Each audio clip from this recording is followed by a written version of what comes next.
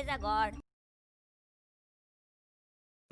किसी ने सच ही कहा है, nature is a God and a evil, यानी प्रकृति भगवान भी है और शैतान भी है। कोई भी व्यक्ति या जीव पूरी तरह से ना ही अच्छा यानी पॉजिटिव होता है और ना ही पूरी तरह से नेगेटिव यानी बुरा होता है। अच्छा, आपने अपने बचपन में तो सुना ही होगा कि प्रकृति तो सिर्फ हमें देती है, कुछ लेती नहीं है, लेकिन आप गलत है। आज मैं आपका ये मिथ तोड़ने वाला हूँ। हाँ, मैं तोड़ने वाला हूँ आपका भ्रम वो जो आपके ब्रेन में बचपन से भरा जा रहा है। नेचर यानी प्रकृति, जिससे हम अपनी जरूरत की सारी चीजें लेते हैं। लेकिन आज मैं आपको प्रकृति का वो सच बताने जा रहा हूँ जो शायद ही आपको किसी ने बताया होगा। आज हम नेचर की इविलनेस के बारे में बात करने वाले हैं। नेचर वो जिसने छीन ली उन बच्चों की मुस्कान जिनके मम्मी पापा मारे गए वो लोग जो इस भयानक दृश्य के भागीदार बने। इससे कितने जानवर मरे और बहुत सारे धार्मिक संस्था न और ऐतिहासिक इमारतें टूटी।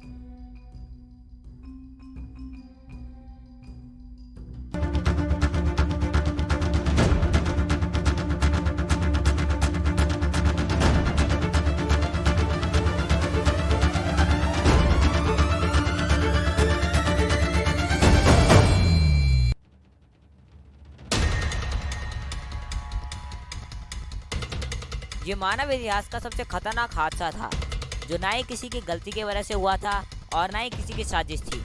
उसके अगले दिन रोज की तरह ऑफ कोर्स सूरज तो उगा था, लेकिन ना ही उसे देखने के लिए कोई बचा था और ना ही शहर में कुछ और बचा था। भारत की शान कहे जाने वाले इस इलाके में कुछ ऐसा हुआ जो किसी ने एक्सपेक्ट नहीं किया था। इसने हमारे देश में एक ऐसा घाव छोड़ दिया, लिटरली घाव, जो जब तक इंसानियत रहेगी तब तक रहेगा।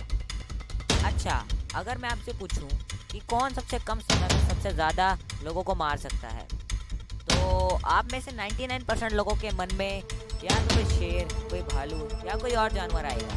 लेकिन असल आंकड़े आपकी सोच से कुछ ज़्यादा ही है। 26 जनवरी 2001 में सिर्फ 22 सेकंड के लिए भूकंप आया था। इसने मात्र 22 सेकंड में लगभग आधी मिनट से भी कम समय में 30,000 लोगों की जान ले ली और लगभग 5 लाख लोगों को घायल कर दिया। इसकी तीव्रता रिएक्टर स्केल में 7.7 मापी गई थी। इसे जानने के लिए आप इस तरह से भी अंदाजा लगा सकते हैं कि जब डायनासोर का युग था और डायनासोर मरे थे और धरती लगभग बर्बाद हो गई थी, तब रिएक्टर स्केल में तीव्रता लगभग 13.5 मापी जाती है और ये 7.7 का था। इससे आपको अंदाजा लग गया होगा कि ये कितना ज़्यादा खतरनाक भूकंप था। इससे गुजरात के 2 बड़े शहर भुज और कच्छ दोनों पूरी तरह से बर्बाद हो गए, पूरी तरह से खत्म हो गए। यानी कि उन शहरों में जितने भी बिल्डिंग्स थी, जितने भी घर थे, जितने भी मोहल्ले, पेड़, जीव, कुछ नहीं बचा उन शहरों में। इन जितने भी लोग रहते थे उन शहरों में सब मर गए या घायल हो गए। ये शहर किसी शमशान घाट से कम नहीं लग रहे थे। इन शहरों के बर्बाद होने के बाद एक आंकड़े के अनुसार लगभग 56,000 करोड़ यानी कि $8 बिलियन का नुकसान हुआ था। इस नुकसान की तो हम भरपाई कर देंगे, लेकिन जिन बच्चों की मुस्कान गई, जिन बच्चों के मम्मी पापा गए, जिन बच्चों को अनाथ बना दिया इस भूकंप ने, और जो परिवार खत्म हुए, जो घर तबाह हुए, जो हिस्टोरिक प्लेसेस टूटी, उनकी भरपाई हम कभी भी नहीं कर सकते।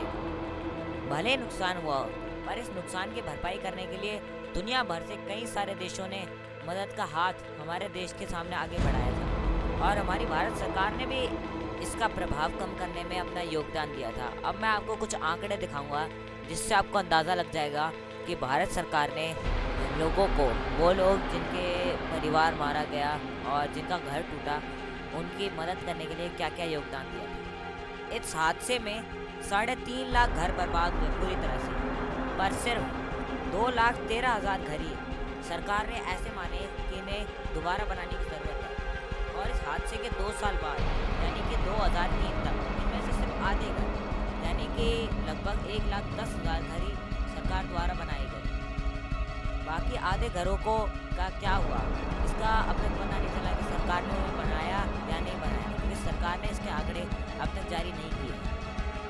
और 10 लाख ऐसे घर थे जो इस हादसे में डूबे। पर सरकार ने 9,30,000 घरों को ऐसा माना कि इन्हें मरम्मत की ज़रूरत है, बाकी के 70,000 घरों को नहीं माना। और इसके 2 साल बाद यानी 2003 में सरकार ने सिर्फ 8,80,000 घरों को ही ठीक करवाया। अगर हम देशों की बात करें तो दुनिया में 200 से भी ज़्यादा देश है, पर इस आपदा में सिर्फ 19 देशों ने भारत का साथ दिया और भारत को फंड दिया, जिसमें से यूनाइटेड किंगडम ने सबसे ज़्यादा फंड दिया था, लगभग 10 मिलियन यूरो, यानी कि इंडियन रुपीज़ में लगभग 100 करोड़ रुपए दिए थे। इन देशों में Australia, Bangladesh, Belgium, Canada, China, Greece, Israel, Italy, Kuwait, Netherland, New Zealand, Syria, Taiwan, United Kingdom, USA, UAE, Vietnam, Saudi Arab और पाकिस्तान, हाँ जी हाँ, पाकिस्तान भी शामिल है। पाकिस्तान ने हमें उस आपदा में लगभग 13 टन सामान दिया, जिसमें चावल, खाना, कम्बल जैसी ज़रूरी चीज़ें भी शामिल हैं। अगर हम संगठन की बात करें तो रेड क्रॉस नाम के संगठन ने हमें सबसे ज़्यादा फंड लगभग 10 मिलियन यूरो यानी कि 100 करोड़ रुपए दिए।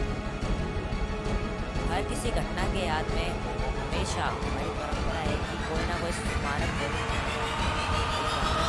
लोगों की याद में। जैसे वर्ल्ड वॉर 2 के टाइम जब इंडियन सोल्जर्स मरे थे, तब उनकी याद में इंडिया गेट बनाया गया था। तो जब ये भूकंप आया था और इससे जो लोग मरे थे उनकी याद में स्मृति वन नाम की एक जगह बनाई गई थी भुज शहर में, गुजरात में। स्मृति वन में हर एक आदमी जो मरा है उसकी याद में एक पेड़ लगाया गया था, जो कि कुछ इस तरह दिखते हैं, और उसमें 104 छोटे मोटे तालाब भी बनाए गए थे। और भुज और कच्छ शहर को दोबारा बनाने के लिए सरकार ने 20,000 करोड़ रुपए का फंड दिया था, जिसमें जो नया शहर बनना था उसमें जो सबसे ज़्यादा ध्यान रखा गया वो इस चीज़ का था कि सड़कें सबसे ज़्यादा चौड़ी बने, ताकि अगर भविष्य में कोई भूकंप आता है तो लोग सतर्क हो जाए और भागने में, इधर उधर जाने में आसानी हो। अगर आपको ये वीडियो अच्छी लगी हो तो इसे लाइक, शेयर और सब्सक्राइब ज़रूर करिएगा, और मुझे कमेंट बॉक्स में ज़रूर बताइएगा कि मुझे अगली वीडियो कौन से टॉपिक पे बनानी चाहिए। Okay, good bye.